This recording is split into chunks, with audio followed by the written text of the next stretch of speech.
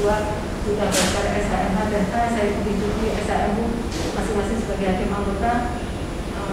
Yang kemudian putusan tersebut dibacakan pada hari Rabu tanggal 8 September 2021 dibacakan dalam persidangan terbuka untuk umum oleh hakim ketua dengan dihadiri oleh para hakim anggota tersebut.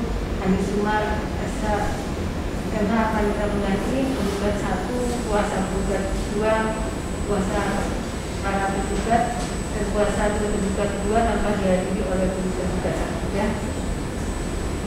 Jadi ini putusannya dan pertimbangannya. Sebagai di awal tadi saya sampaikan bahwa bila tidak puas dengan putusan ini bisa mengajukan upaya banding. Kira-kira demikian ya. Ada yang mau disampaikan? Kalau yang mulia, seperti yang lalu saya sampaikan bahwa ini kan sedang terbuka untuk umum dan ada rekaman video yang menyatakan perbedaan-perbedaan yang menurut saya ada pemalsuan. Saya diminta diizinkan untuk dipublikasi yang dilakukan saya silakan. Silakan. Karena sudah selesai putusan dan terima kasih yang mulia itu saja. Silakan ya. Jadi masuk proses kasasi silakan proses kasasi dulu ya. Saya kira itu bisa. Yang mulia sudah diizinkan rekaman. Ya silakan. Terima kasih yang mulia. Ada yang mau jawab? Enggak? Nyatakan selesai dari dulu ya. Hari ini putusan sidang 218 ya, hari ini hari Rabu tanggal 8 September 2021. Memang tentu putusan itu menurut kami ya harus diterima, artinya kita tetap menghargai selalu putusan pengadilan harus kita terima, dan tapi kan akan kami lakukan upaya hukum banding.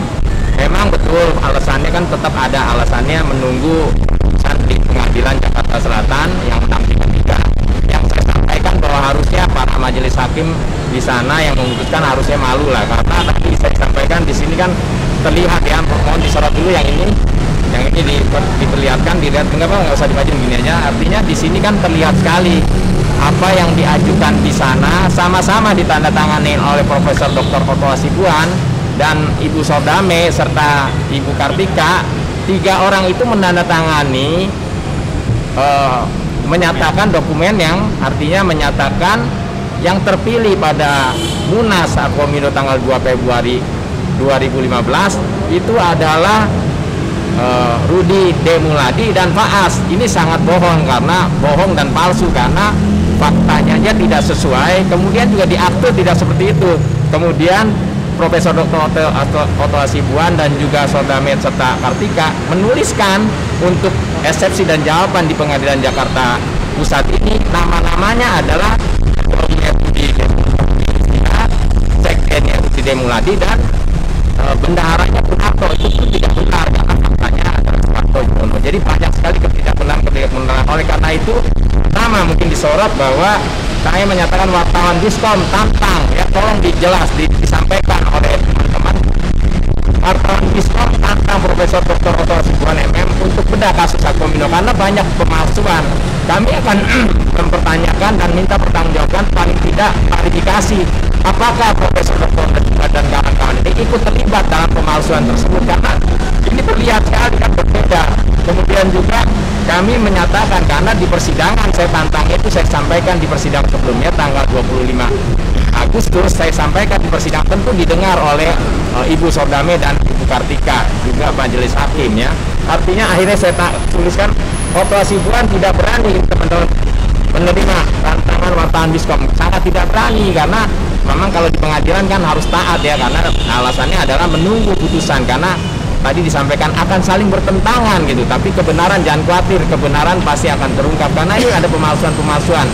Saya berharap nanti di Mahkamah Agung bisa memutuskan dengan adil, karena ini datanya palsu. Saya juga akan membuat laporan, artinya memang ada pemalsuan-pemalsuan yang sangat nyata di pengadilan ini.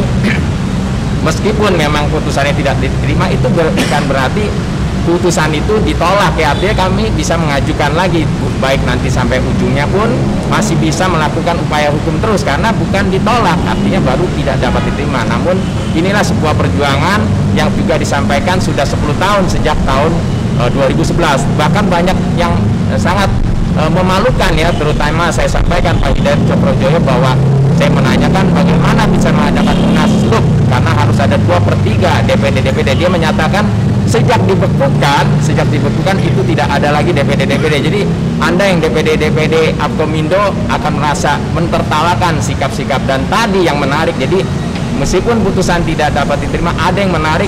Hakim menyatakan saya diperbolehkan mempublikasi rekaman video YouTube yang ada kesaksian tidak benar dari Pak Hidayat yang menyatakan sesuatu yang tidak benar. Dan yang juga memalukan adalah kesaksian Bapak Kris Iwan Japari yang selalu menjawab dengan kata-kata saya kira jawaban saya sama dengan Pak Hidayat.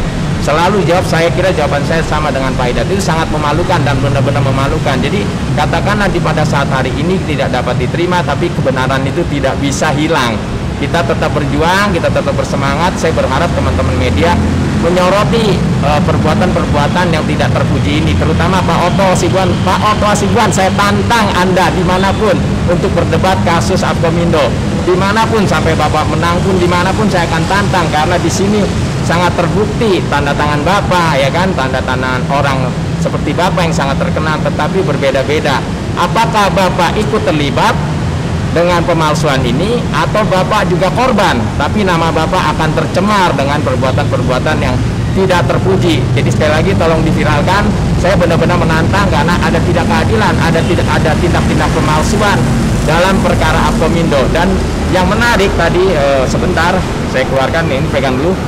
Saya juga sebelum sidang saya juga mengecek, karena bukan hanya ada 2 data-data, itu semuanya totalnya versi mereka itu totalnya ada 8 ya, ada 8, termasuk yang berbeda lagi saat ini upaya kasasi yang dilakukan pada persidangan yang di Jakarta Timur. Jadi totalnya itu ada 8, 2 minimal sangat ketara. Saya sengaja menyoroti Pak Otto Hasibuan karena ini jelas-jelas sekali tanda tangannya Pak Otto Hasibuan. Kemudian yang menarik lagi, websitenya kan sekarang sudah tahun 2021.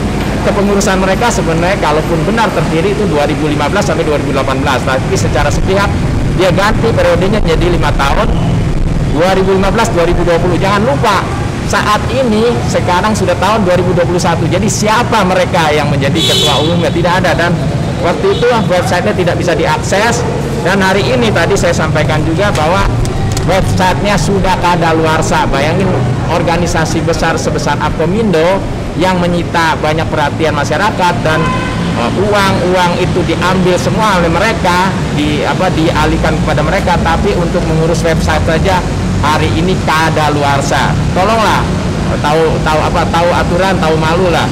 Belum lagi di aktenya dituliskan bahwa pemegang saham, dihadiri para pemegang saham, itu juga sangat memalukan. Jadi saya berani yakinkan, meskipun dia menang secara pengadilan, nanti siapa yang berani berhadapan dengan hukum, karena setelah ini pasti ada acara hukum pidana. Seperti saat ini pun saya melaporkan atas peristiwa pidana yang saya sempat ditahan atas laporan palsu mereka di Bareskrim. Jadi saat ini pun jelas sedang berproses laporan saya yang saya sempat ditahan tanpa melakukan kesalahan. Itulah perbuatan yang sangat tercela dan mencoreng institusi penegak hukum di Indonesia. Tetap semangat kawan-kawan, dan pastikan kebenaran akan terungkap, dan saya sampai kapanpun akan minta klarifikasi Pak Otto Hasibuan atas keterlibatan beliau. Apakah Pak Otto Hasibuan dan kawan-kawannya terlibat, atau mereka juga korban atas spekulasi data-data yang seperti ini. Ini sangat memalukan dan tidak akan mungkin bisa dijawab oleh kita semua. Yang hanya bisa menjawab adalah Pak Otto Hasibuan, Sodame, dan Ibu Kartika yang menandatangani 2 berkas untuk pengadilan yang berbeda. Demikian, dan tetap semangat dan yakinlah kebenaran akan terungkap. Terima kasih kawan-kawan. Foto lagi, foto dulu. Terima kasih karena kamu sudah